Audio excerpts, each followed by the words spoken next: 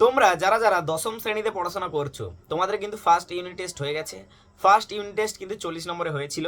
প্রথম, দ্বিতীয় এবং তৃতীয় অধ্যায় হয়েছিল। তো এইবারে তোমাদের সেকেন্ড ইউনিট টেস্ট হবে। তো সেকেন্ড ইউনিট টেস্টে কিন্তু তোমাদের চতুর্থ, পঞ্চম এবং ষষ্ঠ অধ্যায় হবে। তো আজকের এই ভিডিওতে চতুর্থ অধ্যায়ের 2 নম্বর, 4 নম্বর এবং 8 নম্বরের সাজেশান দেবো। তোমাদের কিন্তু সেকেন্ড ইউনিট টেস্টও 40 নম্বরে হবে। তো আজকের এই ভিডিওতে চতুর্থ অধ্যায়ের 2, 4 এবং 8 নম্বরের যে সমস্ত প্রশ্নগুলো পরীক্ষায় আসার সম্ভাবনা প্রবল রয়েছে সেই সমস্ত প্রশ্নগুলি নিয়ে আলোচনা করব আজকের এই ভিডিওতে। তো আজকের এই ভিডিওটা কিন্তু তোমরা ভালো করে দেখে নিও প্রথম থেকে শেষ পর্যন্ত। আর এই ভিডিওতে যেই সমস্ত প্রশ্নগুলো তোমাদের বলবো সেই সমস্ত প্রশ্নগুলো কিন্তু রেডি করে রাখো সেকেন্ড ইউনিট টেস্টের জন্য। তো চতুর্থ অধ্যায় থেকে কিন্তু আমি 2 নম্বর, 4 নম্বর এবং 8 নম্বরের যে প্রশ্নগুলো রেখেছি সেই প্রশ্নগুলো এক এক করে বলছি। সবার প্রথম যে প্রশ্নটা, যেটা হচ্ছে মহারানীর ঘোষণাপত্রের মূল উদ্দেশ্য কি ছিল। এই মহারানী ঘোষণাপত্র কিন্তু 2 নম্বর, 4 নম্বরের জন্য কিন্তু ভীষণ ভীষণ গুরুত্বপূর্ণ। তো তারপরে যে প্রশ্নটা রেখেছি, 19 শতকের দ্বিতীয়ার্ধকে সভা সমিতির যুগ বলা হয় কেন, এই প্রশ্নটাও কিন্তু ভীষণ গুরুত্বপূর্ণ। তারপরের প্রশ্ন হচ্ছে দেশীয় ভাষা সংবাদপত্র আইন কেন প্রণীত হয়েছিল। তারপরে প্রশ্ন ইলবার্ট বিল বিতর্কের গুরুত্ব কি, এটা কিন্তু 2 নম্বর, 4 নম্বরের জন্য ভীষণ ভীষণ গুরুত্বপূর্ণ। তারপরে প্রশ্ন কে কি উদ্দেশ্যে ভারত সভা প্রতিষ্ঠা করেন, এটাও কিন্তু 2 নম্বর, 4 নম্বরের জন্য ভীষণ ভীষণ গুরুত্বপূর্ণ। ভারত সভা এবং জমিদার সভা, এটির এই দুটির কিন্তু পার্থক্য দিতে পারে, যে ভারত সভা ও জমিদার সভার মধ্যে দুটি পার্থক্য লেখো। তারপরে প্রশ্ন 19 শতকে জাতীয়তাবাদের উন্মেষে ভারত মাতা চিত্রটির কিরূপ ভূমিকা ছিল। তারপরে প্রশ্ন যেটি হচ্ছে ব্যঙ্গচিত্র কেন আঁকা হয়। তারপরে প্রশ্ন নাট্যাভিনয় নিয়ন্ত্রণ আইন মানে 1876 খ্রিস্টাব্দ, এই সম্পর্কে লিখতে হবে। তারপরের প্রশ্ন দেশীয় ভাষা সংবাদপত্র আইন 1878 খ্রিস্টাব্দ, টিকা লেখো। ঠিক আছে। তারপরে প্রশ্ন শিক্ষিত বাঙালি সমাজ কেন 1857 এর বিদ্রোহকে সমর্থন করেননি।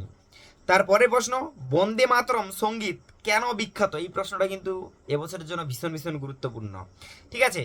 আর তারপরে প্রশ্ন আনন্দমঠ উপন্যাস কিভাবে জাতীয়তাবাদী ভাবধারাকে উদ্দীপ্ত করেছিল, এটা কিন্তু আনন্দমঠ উপন্যাসটা, এটা কিন্তু 2, 4-এর জন্য খুব গুরুত্বপূর্ণ।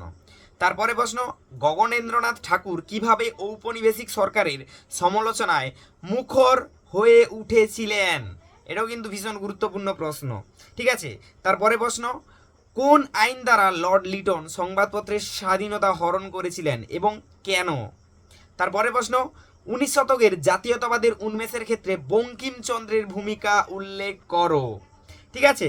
তো এই যে প্রশ্নগুলো তোমাদের বললাম, এই প্রশ্নগুলো কিন্তু ভীষণ ভীষণ গুরুত্বপূর্ণ। এর পাশাপাশি তোমরা কিন্তু এই প্রশ্নগুলো করে যেও যে হিন্দু মেলার ঐতিহাসিক গুরুত্ব কি। তারপরে প্রশ্ন যেটি হচ্ছে ঝাঁসি রানী কেন বিখ্যাত। তারপরে প্রশ্ন রবীন্দ্রনাথ ঠাকুরের গোরা চরিত্রটির বৈশিষ্ট্য কী ছিল, মানে গোরা উপন্যাস, এটাও কিন্তু ভীষণ ভীষণ গুরুত্বপূর্ণ। তো 2 নম্বরের এই প্রশ্নগুলো কিন্তু তোমরা ভালো করে রেডি করে যেও। এইবারে এই চতুর্থ অধ্যায় থেকে আমি 4 নম্বরে যে প্রশ্নগুলো গুরুত্বপূর্ণ হিসেবে রেখেছি সেই সমস্ত প্রশ্নগুলো আমি তোমাদের বলছি। যেটা হচ্ছে 1857 খ্রিস্টাব্দের মহাবিদ্রোহকে কি সামন্ত শ্রেণীর বিদ্রোহ বলা যায়, এটা কিন্তু ভীষণ ভীষণ গুরুত্বপূর্ণ 4 নম্বরের জন্য। টিকা লেখো ইলবার্ট বিল বিতর্ক, এটাও কিন্তু ভীষণ গুরুত্বপূর্ণ। তারপরে প্রশ্ন মহারানী ঘোষণাপত্রে 1858 খ্রিস্টাব্দ ঐতিহাসিক তাৎপর্য কি, এটাও কিন্তু ভীষণ ভীষণ গুরুত্বপূর্ণ 2 এবং 4-এর জন্য। তারপরে প্রশ্ন 1857 খ্রিস্টাব্দে মহাবিদ্রোহের প্রতি শিক্ষিত বাঙালি সমাজের কিরূপ মনোভাব ছিল। তো এরপরের যে প্রশ্নটা আমি রেখেছি জাতীয়তাবাদের উন্মেষে ভারত সভার ভূমিকা কী ছিল, 2 এবং 4-এর জন্য ভীষণ গুরুত্বপূর্ণ। তারপরে প্রশ্ন হিন্দু মেলা প্রতিষ্ঠার উদ্দেশ্য কী ছিল, এটা কিন্তু 2, 4-এর জন্য ভীষণ গুরুত্বপূর্ণ। তারপরে প্রশ্ন বঙ্গভাষা প্রকাশিকা সভাকে প্রথম রাজনৈতিক প্রতিষ্ঠান বলা হয় কেন, এটাও কিন্তু খুব গুরুত্বপূর্ণ প্রশ্ন। তারপরে প্রশ্ন 1857 সালের মহাবিদ্রোহের রাজনৈতিক ও অর্থনৈতিক কারণ উল্লেখ করো। ঠিক আছে। তারপরের যে প্রশ্নটা হচ্ছে টিকা লেখো সর্বভারতীয় জাতীয় সম্মেলন 1883 খ্রিস্টাব্দ। আর তোমাদের যে ভারত সভা বলেছি আমি, এটা কিন্তু ভীষণ গুরুত্বপূর্ণ। আর আনন্দমঠ উপন্যাসের মধ্য দিয়ে কিভাবে জাতীয়তাবাদের ধারণা প্রকাশিত হয়েছিল, 2 এবং 4-এর জন্য কিন্তু ভীষণ ভীষণ গুরুত্বপূর্ণ। ঠিক আছে। তো এর পাশাপাশি তোমরা এই গগনেন্দ্রনাথ ঠাকুরের ব্যঙ্গচিত্র এটা করবে, অবনীন্দ্রনাথ ঠাকুরের ভারত মাতা এটাও করবে, রবীন্দ্রনাথ ঠাকুরের গোরা উপন্যাস করবে, ঠিক আছে। আর হিন্দু মেলা ভারত সভা কিন্তু ভীষণ ভীষণ গুরুত্বপূর্ণ, তোমাদের করতেই হবে এবছরের জন্য, ঠিক আছে।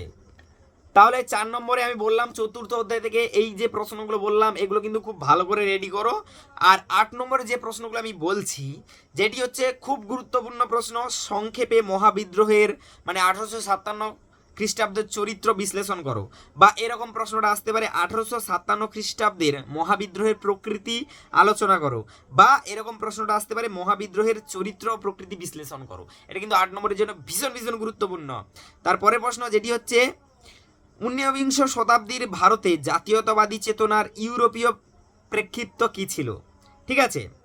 তারপরে যে প্রশ্নটা এই রকমভাবে আসতে পারে, যে প্রশ্নটা হচ্ছে দেশপ্রেমের বিকাশে বঙ্কিমচন্দ্র ও বিবেকানন্দের ভূমিকা কী ছিল, বা এরকম প্রশ্ন আসতে পারে 1857 সালের মহাবিদ্রোহকে স্বাধীনতার প্রথম যুদ্ধ বলা যায় কি, বা এরকম প্রশ্নটা আসতে পারে যে 19 শতকে ভারতীয়দের মধ্যে জাতীয় চেতনার উন্মেষের কারণসমূহ উল্লেখ করো বা আলোচনা করো।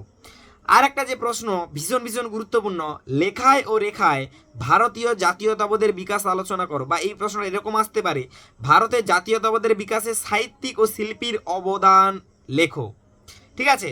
তো এই যে 8 নম্বরে তোমরা কিন্তু এই প্রশ্নটা খুব ভালো করে রেডি করবে যে 1857 খ্রিস্টাব্দের মহাবিদ্রোহের প্রকৃতি ও চরিত্র আলোচনা করো, ঠিক আছে। এটা কিন্তু ভীষণ ভীষণ গুরুত্বপূর্ণ। আর রেখায় ও লেখায় জাতীয়তাবাদের বিকাশ আলোচনা করো, এটাও কিন্তু ভালো করে রেডি করো।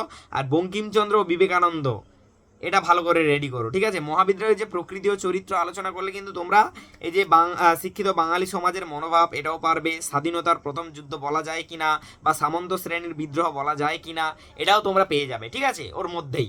তো এই যে প্রশ্নগুলো বললাম চতুর্থ অধ্যায় থেকে 2, 4 এবং 8 নম্বরের প্রশ্নগুলো তোমরা কিন্তু খুব ভালো করে রেডি করো চতুর্থ অধ্যায় থেকে, ঠিক আছে। নেক্সট ভিডিওতে আমি পঞ্চম অধ্যায়ের এবং ষষ্ঠ অধ্যায়ের প্রশ্নগুলো বলে দেবো তোমাদের, তোমরা যারা যারা দশম শ্রেণীতে সেকেন্ড ইউনিট টেস্ট দেবে। তো এই প্রশ্নগুলো তোমাদের স্কুলের স্যারেরা বলেছেন কিনা, বা তোমরা যেখানে প্রাইভেটে পড়ো সেই স্যারেরা বলেছেন কিনা, আমার প্রশ্নগুলোর মধ্যে কতগুলো কমন পেয়েছো সেগুলো কিন্তু অবশ্যই কমেন্ট করে জানিও, ঠিক আছে। তো এই প্রশ্নগুলো কিন্তু তোমরা খুব ভালো করে রেডি করে যেও, আশা করি সফলতা পাবেই পাবে।